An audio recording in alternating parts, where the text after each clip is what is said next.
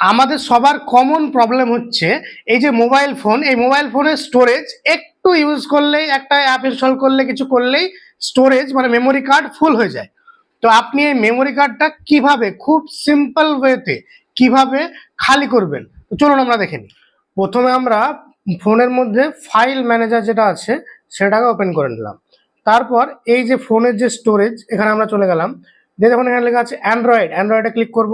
তারপর হচ্ছে মিডিয়া, তারপর তখন এখানে হোয়াটসঅ্যাপ, তারপর হোয়াটসঅ্যাপ আর একবার চলে যাবো।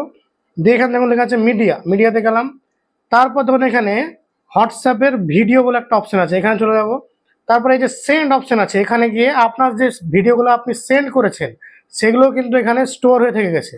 তো এখানে আপনারা এগুলোকে পরপর করে সিলেক্ট করে নেবেন, দিয়ে ডিলিট অপশনে ক্লিক করে ডিলিট করে দেবেন। এরকম যদি করেন তাহলে কিন্তু আপনার ফোনের স্টোরেজ খুব তাড়াতাড়ি খালি হয়ে যাবে, অনেকটা খালি হয়ে যাবে। তো এই ভিডিওটা যদি আপনার কাছে ইনফরমেটিভ মনে হয় তাহলে আপনার বন্ধু বান্ধব এবং পরিবারের মধ্যে ভিডিওটাকে শেয়ার করে দেবেন।